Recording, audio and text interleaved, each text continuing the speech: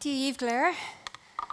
So my name is Megan Best, as you've heard, and thank you for having me here today. I head up Native Events, founded in 2017, and we are Ireland's leader in creative climate action, and our aim is to transition Ireland's creative industries to more sustainable and circular models. So what do we do? I guess to start, to tell you about our approach, which takes in 3 pillars. With consultancy work, we do sector-wide programs such as the Arts Council Climate Action Policy, an industry-wide carbon footprint analysis and decarbonisation roadmap for Screen Ireland that we're working on at the moment. And we're working with the regional waste management planning offices, I see Joanne's in the audience here today, on a series of pilots and a set of guidelines for the elimination of single-use plastic at Irish events. We also deliver training, masterclasses and team engagements in sustainability and climate action, and the development of sustainability strategies and roadmaps for individual organisations. Our second pillar then is event production. So this means the curation, design and delivery of events, including nationwide campaigns for Cuilche Nature, the Accelerate Green Conference with Bord na Móna that some of you might have been at, the Body and Soul Festival and Pride Festival, which again, some of you might have been at. And I'm going to throw in a shameless plug here because we've got a sustainable Christmas market coming up in early December this year, so please keep an eye on our socials for that. Our third pillar then is eco-friendly event equipment hire. So this means the supply of solar arrays and batteries to stages, films and exhibitions. And we do upcycled furniture, decor and art installations. So we pretty much covered the full 360 for sustainable events, incorporating systems thinking and circular design principles to devise those impactful cultural interventions. Now we're here today to talk about systems change. And that's where we're at in this decade of decarbonisation. No doubt that's what you guys have all been listening to all day today. And that's what the circular economy is, really, isn't it? It's a brand new system and a new way of life. So we need to look at systems and what they're made of. This great diagram helped to clarify it for us when we were working on this in Native. It's from the Symbiosis in Development book, which is well worth a read if you guys haven't come across it. The way we see it is that Native Events works at 3 levels in the system. At the system level, with all of those island-wide, sector-wide projects I was just talking about. At the network level then, with all of these events, bringing people together, like this one, to co-create collective energy for change. And then at the object level, with the higher equipment devised on circular economy principles. And at the object level is where most of us live and work in our daily lives. We've been trained to think of ourselves as individuals. And we have been trained to think, unfortunately, in silos. So to get into the weeds with this a little bit, I'm going to take you a bit of a detour here, and I really do hope that you'll bear with me. It will make sense by the end. I'm going to rewind back to the 1600s. We had René Descartes in France and Francis Bacon in London discovering the scientific method. The brave new world as seen through the eyes of these men was one of mechanization and individualization, of breaking everything down into its tiny parts. Think of the individual consumer we were just talking about in the last session. Thinking of the body as a machine and the brain as a machine, nature as something to be conquered or vanquished. Not long later, Darwin wrote The Origin of the Species, one of the most misunderstood messages of our time. As a result, nature was framed as competitive. The very idea of survival of the fittest was born. These are all constructs of Western thinking.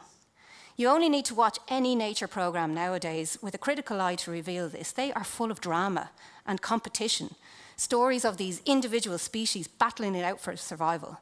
And so prevalent is this narrative that it's almost invisible unless you look for it. But the truth is that this isn't the true story of nature at all. The true story of nature and of ecology is one of co-evolution and cooperation. We literally wouldn't have made it this far otherwise.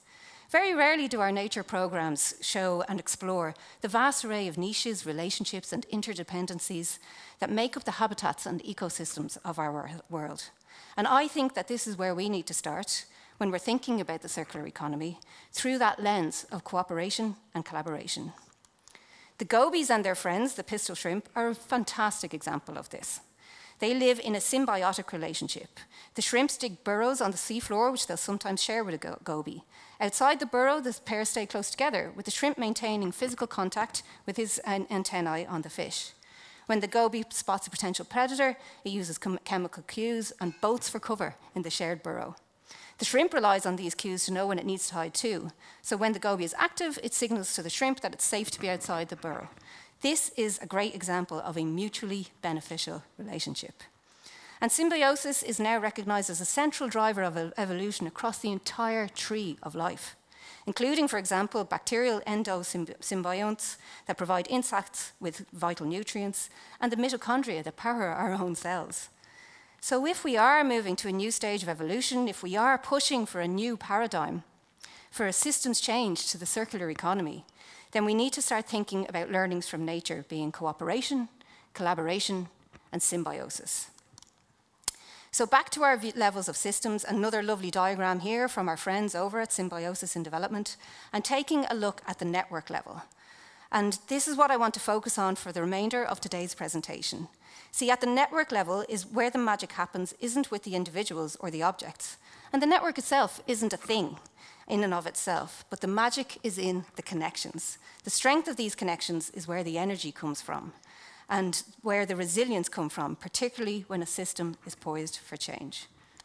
So to give you an example of industrial symbiosis, here's a case study of ours from a few years ago. In 2017, we collaborated with the Science Gallery to salvage materials from an exhibition set that was destined for a skip. And we turned this salvage into a stage for an outdoor music festival. Now, this involved deconstruction of the set in the gallery, transporting all those salvaged materials back to our workshop, classifying and inventorying all of the different materials, and designing for a new stage using the pieces without modification as best we could. Refashioning the materials where needed, and transferring the new stage in its separate components to the event site, and then construction of the stage on site, fully complying with all the health and safety requirements, which was really tricky. Here you can see further materials that we salvaged from a Raspberry Pi exhibition. This is nearly 20 grand's worth of materials, or 2 Arctic loads worth of timber, that had been in storage for nearly 3 years and was due to be scrapped. So we took it, and the furniture in our headquarters is built from it. You can see it here in the bottom left photo. We used the same salvage timber later then, in collaboration with Dublin City Council, in the build of a conference stand at the Further Conference in Convention Centre last October. Our brief was to create a stand based on the principles of the circular economy. So we designed this piece to be modular, and so as much as possible is reusable again afterwards, using bolts, not screws, minimizing those offcuts. The finished product then, as you can see, was a welcoming space that was eye-catching and impactful, and bringing nature in by including ferns and the other plants. And it sparked a lot of conversations at the event, promoting the circular economy in a tangible and accessible way. But a super example that I really want to bring to you today of the circular economy being activated through the strength of a collaborative network is the Green Deal for Circular Festivals. And Native Events is a co-signatory with Body and Soul to this pledge, an initiative of the Dutch Ministry for the Environment in partnership with industry. The GDCF is now signed by 43 international festivals across the EU, and the idea is that we all pledge to become fully circular by 2025, and we achieve this through sharing knowledge and initiatives, regular workshops, and co-creation of toolkits. And I can honestly say that it was due to being part of this powerful network with international partners who are changing the face of Europe's festival industry that gave us the courage to push for some really big initiatives at the Body and Soul Festival last year. You can see some examples here of the work that we did, including a biodigester for on-site composting of food waste, reusable boards for serving festivalware, so moving away from plastics, introducing site-wide natural waterless toilets, turning human waste into compost, which was a first for Ireland and a bit of a brave move. And of course, we initiated those Leave No Waste campsites, where we ran an engagement campaign using positive messaging and collaborating and co-creating this space with the audience, resulting with no tents left behind. So that's a quick tour through some circular economy initiatives that we've been working on for the last number of years in the world of festivals and events. But how might these ideas and examples be useful for you? If there was one thing that I would invite you to take away from my short presentation today, it's to activate your networks, deepen your connections, and seek out collaborations. The paradigm shift to the circular economy is going to take all of us working together really hard. So just like the gobies and the pistol shrimps, unlikely partnerships across very different industries might well create that system change.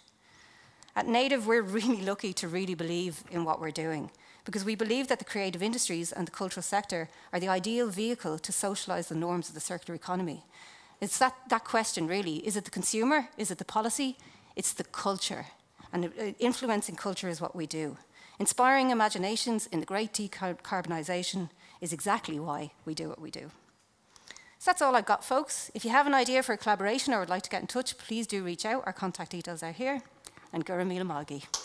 Exactly 10 minutes.